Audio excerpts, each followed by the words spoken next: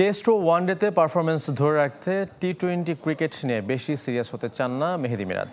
জাতীয় দলে সুযোগ না পেলেও তাই তেমন খারাপ লাগা নেই, তবে সুযোগ পেলে উপভোগ করতে চান। লাহোরের হয়ে পিএসএল খেলতে সন্ধ্যায় ঢাকা ছাড়ছেন মিরাজ।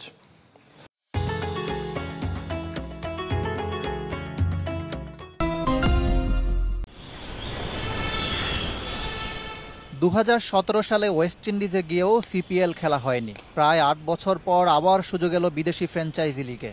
লাহোর কালান্দার্সে সতীর্থ হিসাবে পাচ্ছেন সাকিব আল হাসানকে। সব মিলে পিএসএল খেলতে রোমাঞ্চিত মিরাজ। যেহেতু পিএসএল একটা বড় একটা টুর্নামেন্ট, ওখানে খেলার একটা অপরচুনিটি আছে, সো চেষ্টা করবো যদি অপরচুনিটি থাকে নিজের সর্বোচ্চটি দেয়া। এমন এক সময় সুযোগ এলো যখন জাতীয় দলের টি-20তে ব্রাত্য মেহেদী মিরাজ। এই ফরম্যাট নিয়ে তার আগ্রহ কম এমন গুঞ্জন শোনা যাচ্ছিল অনেক দিন ধরে।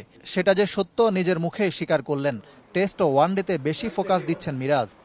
টি-20 যেটা বললেন যে আমি যে অনেক বেশি ফোকাস দিই এরকমও কোনো কিছু না। আমি মনে করি যে হ্যাঁ, আমি যদি টি-20 খেলার অপরচুনিটি থাকে আমি খেলবো, পারফর্ম করার অপরচুনিটি থাকলে করবো, বাট আমরা সবসময় বেসিকলি ফোকাস থাকে টেস্ট এবং ওডিআই ক্রিকেটের দিকেই। এমনকি সরল স্বীকারোক্তি, টি-20 দলে না থাকলেও খুব একটা খারাপ লাগে না তার। তবে সবসময় চেষ্টা করেন অলরাউন্ড পারফর্ম করতে। তাতে যদি সুযোগ আসে উপভোগ করতে চান। যদি আমার অপরচুনিটি হয় তাহলে আমি ওটা এনজয় করার চেষ্টা করি। টি-20 আমি চেষ্টা করি আমার নিজের একটা ব্যক্তিগত রোল আছে, সেই রোলটা প্লে করার জন্য। যেহেতু আমি ব্যাটিং করতে পারি, বোলিং করতে পারি, আমি দুইটাই কন্ট্রিবিউট করার চেষ্টা করি। লাহোরে পৌঁছে একদিন অনুশীলন করে মাঠে নামবেন মেহেদী মিরাজ।